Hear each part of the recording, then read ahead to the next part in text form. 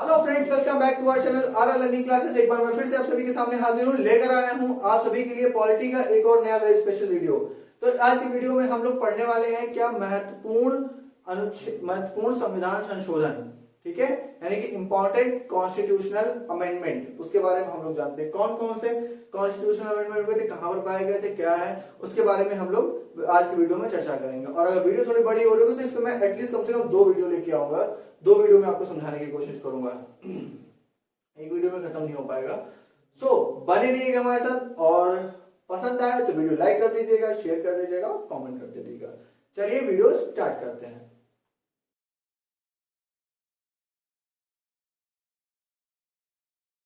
तो वीडियो में आज जैसा कि हमने बोला स्टार्ट करने वाले हैं इंपॉर्टेंट कॉन्स्टिट्यूशनल अमेंडमेंट। तो सबसे पहले कॉन्स्टिट्यूशनल अमेंडमेंट है क्या भाई? कॉन्स्टिट्यूशनल अमेंडमेंट का आप सीधा सा मतलब ये समझ सकते हैं कि अगर आप अपने कॉपी में, अपनी बुक में अगर कुछ वर्क कर रहे हैं और एक बुक आपने प्रिपेयर कर ली है, लेकिन उसके हिसाब से कोई इंस्टीट्यूट, कोई घर या जैसे स्कूल वगैरह चलते हैं उनमें एक रूल बना लिया जाता है, रूल बुक जिसको बोलते हैं। और अगर उस रूल बुक में कभी कभार टाइम के हिसाब से अगर कुछ अमेंडमेंट करने होंगे, संशोधन करने होंगे, तो कैसे किए जाएंगे? तो that is called constitutional amendment, ठीक है, आप इस तरह से समझ सकते हैं। तो सबसे पहले कॉन्स्टिट्यूशनल अमेंडमेंट भाई कहीं ना कहीं दिए तो होने चाहिए, तभी तो कर पाओगे, नहीं तो अपने पास से तुम कहां से ले आओगे। तो सबसे पहले कॉन्स्टिट्यूशनल अमेंडमेंट दिए कहां गए हैं? तो भाग 20 में दिए गए हैं, यानी कि पार्ट 20 हम लोग पढ़ चुके हैं संविधान में किस प्रकार कितने भाग थे, तो उसके बारे में भाग 20 में दिए गए, आर्टिकल नंबर 368 में दिए गए, अनुच्छेद 368 में दिए हुए हैं।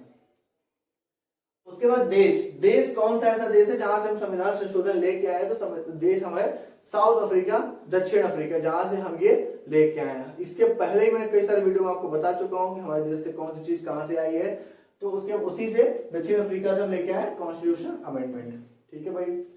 उसके बाद पढ़ते हैं हम विशेष बहुमत संसद। भाई इंपॉर्टेंट, मतलब ये जो कॉन्स्टिट्यूशन अमेंडमेंट है, अगर ये आ रहा है तो ये किस तरह से लाया जाएगा?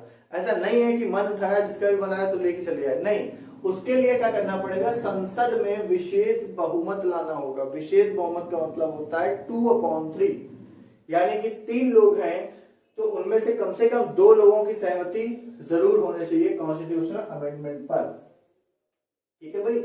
उसके अलावा कुछ राज्य विधानमंडलों के आधे सदन की स्वीकृति होनी चाहिए।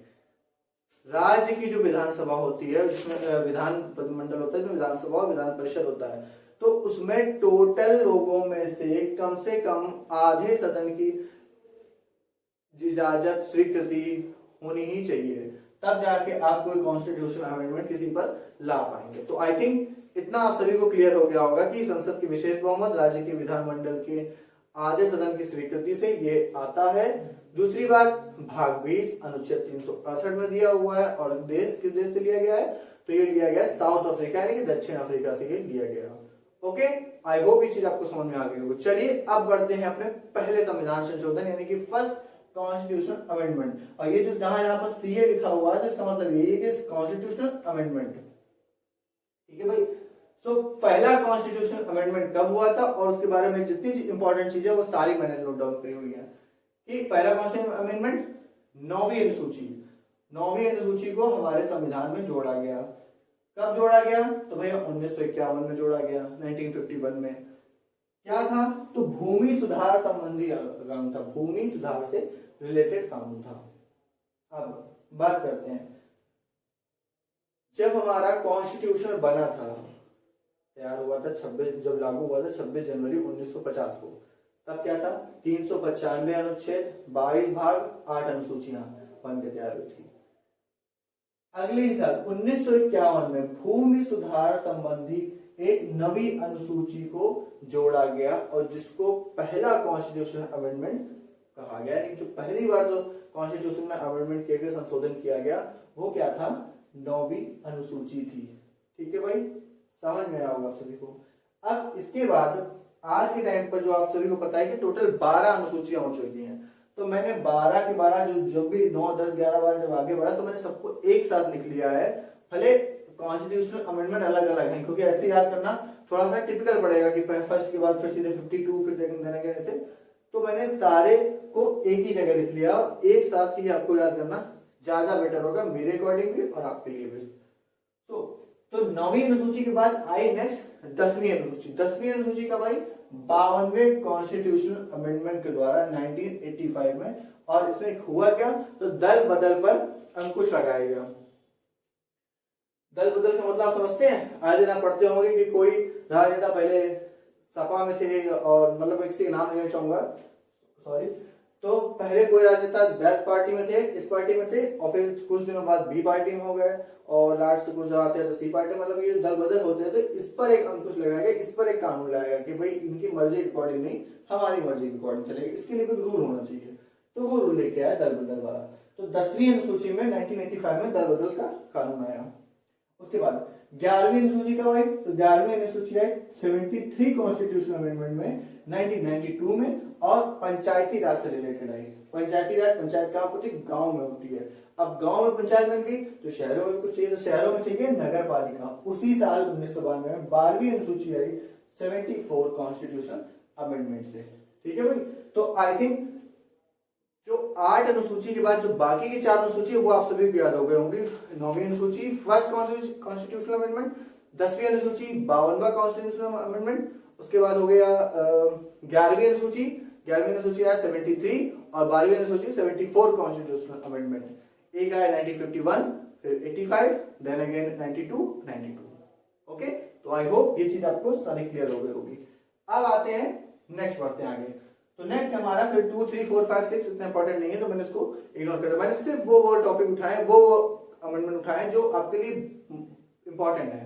ठीक है, और ज्यादातर वो पूछे जाते हैं, घुमा फिरा के रिपीट होते रहते हैं। चलिए, तो 7th कॉन्स्टिट्यूशनल अमेंडमेंट इंपॉर्टेंट है। इसमें क्या कहता है, भाषा के आधार पर राज्यों का पुनर्गठन होना शुरू हुआ है। आपने ये पढ़ा होगा कि सबसे पहले भाषाओं के आधार पर राज्यों का हटाना शुरू हो, कि भाई ये इसकी भाषा ऐसी है तो इसको अलग कर दो, इसकी भाषा ये है तो इनको अलग कर दो। तो भाषा के आधार पर लोगों का जो डिवीजन होने लगा, राज्यों का होने लगा पुनर्गठन, उसको ये बताया 7th कॉन्स्टिट्यूशनल अमेंडमेंट।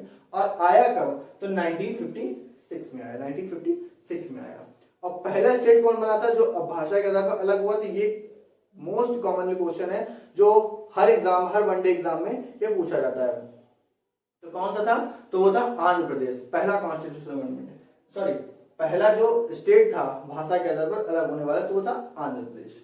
उसके बाद 10th कॉन्स्टिट्यूशनल अमेंडमेंट, 10वां संविधान संशोधन आया। उसने क्या किया, दादरा नागर हवेली, यानी कि 1961 में दादरा नागर हवेली को अपने इंडिया में शामिल कर लिया, इंडिया का केंद्र शासित प्रदेश बना लिया गया। ठीक है भाई, नेक्स्ट 12वां संविधान संशोधन, गोवा और दमन दीव को 1962 में अपने मिला लिया गया और केंद्र शासित प्रदेश बना दिया गया। ध्यान दे सुनिएगा मेरी बात, केंद्र शासित प्रदेश बना लिया गया अपने इंडिया में मिला के। नेक्स्ट 13 कॉन्स्टिट्यूशनल अमेंडमेंट, नागालैंड को अपने मिला लिया गया 1962 में। ये राज्यों को, ज्यादातर जो अनुसूचियां हुई हैं, ज्यादातर जो अमेंडमेंट हुए वो राज्यों को अपने यहाँ मिलाने में ही हुए। ठीक है भाई, तो यहाँ तक आप सब समझ गए होंगे। नेक्स्ट बढ़ते हैं 14वां कॉन्स्टिट्यूशनल अमेंडमेंट, पुडुचेरी को 1963 में अपने यहाँ शामिल किया गया। तो ये एक्चुअली में क्या होते थे कि जो यह सब पता है कि केंद्र शासित प्रदेश बने, मतलब वो है ना, क्या होता है आइलैंड वगैरह, तो उनको अपने यहाँ शामिल कर लिया गया। भाई ये हमारे इसमें आता है, ये हमारे इसमें आता है, तो ऐसे करके यहाँ रख लिया गया। ठीक है भाई, तो ये सब ऐसे हो गया। उसके बाद मोस्ट इंपॉर्टेंट क्वेश्चन आया, ये जो लैंग्वेज वाले हैं, ठीक है, अपने इस समय 8वीं अनुसूची जो बना के गया था, 8वीं अनुसूची में ये हुआ था कि टोटल 14 भाषाएं थी उस समय। ठीक है भाई, 14 भाषाएं थी। जब 26 जनवरी 1950 को हमारा संविधान लागू हुआ था, तब उसमें टोटल कितनी थी, 14 भाषाएं थी जिनको बोला गया था। उसके बाद 14 में और ऐड करने का सिलसिला शुरू हुआ। 21वां संविधान संशोधन पहली बार आया। ठीक है भाई, और उसमें कौन सी लैंग्वेज शामिल करी गई, तो उसमें सिंधी लैंग्वेज को शामिल किया गया। और वो सिंधी लैंग्वेज कौन सी भाई, 14 थी ऑलरेडी, तो वो 15वीं भाषा के रूप में कब हुआ, तो 1967 में। याद करिएगा, ध्यान दीजिएगा कि भैया जो 15वीं जो आई थी लैंग्वेज आई थी, वो कब आई थी, 1967 में। अमेंडमेंट क्या था, तो 21वां कॉन्स्टिट्यूशनल अमेंडमेंट था।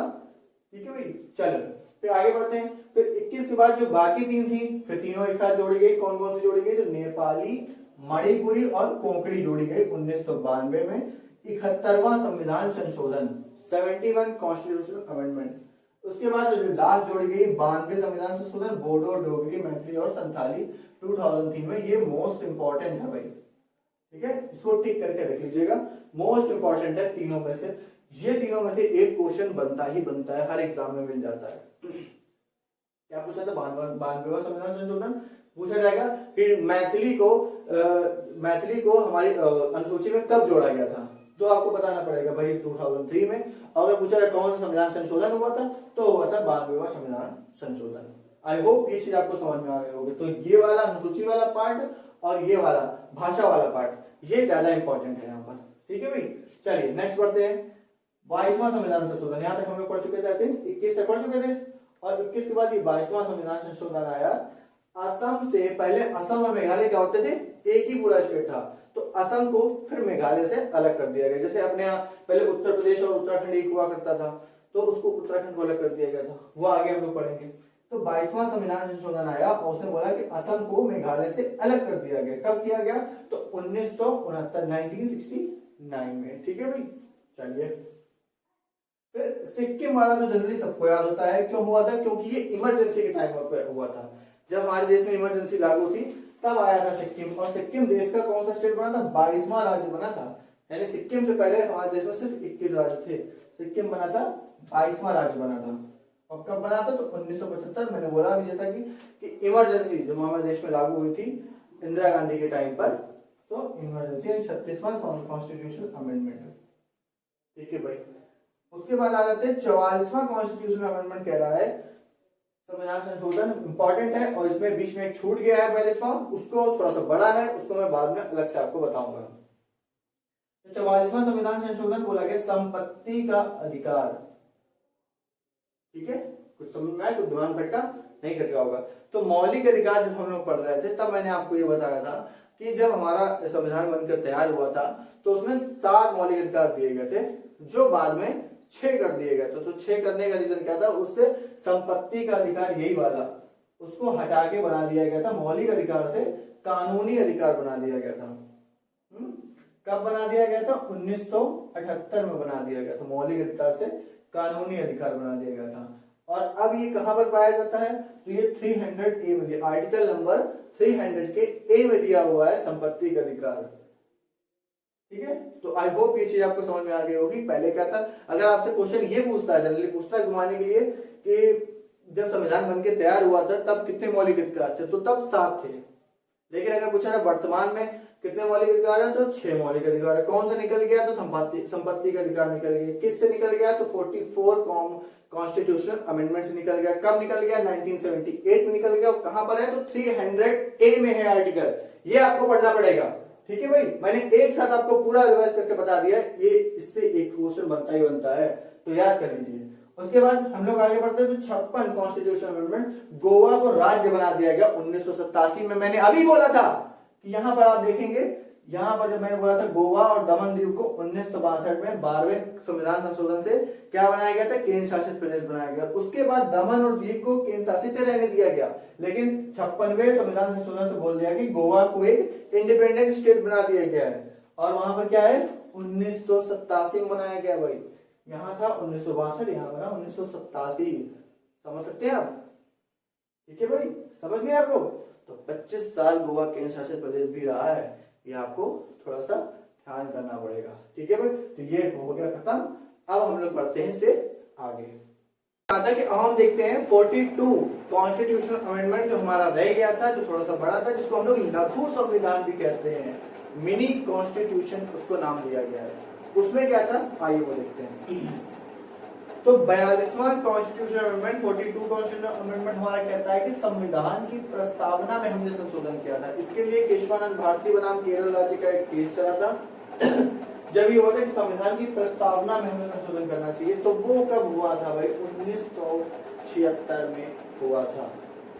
ओके, 1976 में हुआ था। और इसी को लघु संविधान भी कहा जाता है, मिनी कॉन्स्टिट्यूशन भी कहा जाता है। ये अलग से क्वेश्चन पूछा जाता है कि संविधान के किस आर्टिकल को, या मैं बोलूं किस संविधान संशोधन को किस संविधान संशोधन को मिनी संविधान की संज्ञा दी गई है, मिनी संविधान कहा जाता है, तो वो कहा जाता है 42 कॉन्स्टिट्यूशनल। अब देखो बार बार मैं कॉन्स्टिट्यूशन बोल नहीं पा रहा हूँ, बोलने में क्या वो फॉर्मल हो जाता है।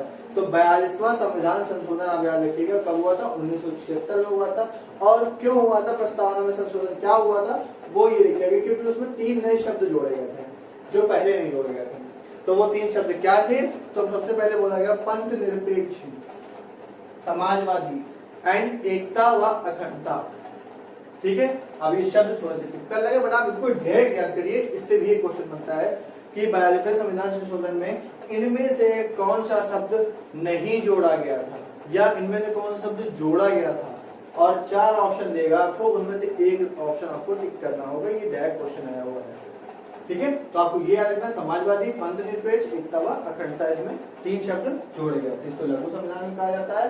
और इसका एक और रीजन भी था कि इसी में जो हम लोग फंडामेंटल ड्यूटीज पढ़ के आए हैं, आर्टिकल नंबर 51A में भाग 4A और आर्टिकल 51A में हम लोग जो पढ़ के आए उसको 10 मौलिक कर्तव्य जो थे उसको भी इसी में जोड़ा गया था। इस पूरे प्रकरण के कारण ही इसे लघु संविधान या मिनी कॉन्स्टिट्यूशन कहा जाता है। ठीक है, तो आई होप ये समझ में आ गया होगा, आपको वीडियो पसंद आया होगा। तो वीडियो पसंद आया उसको लाइक करिएगा, शेयर करिएगा, सब्सक्राइब करिएगा। मिलते हैं नेक्स्ट वीडियो में। Thanks for watching.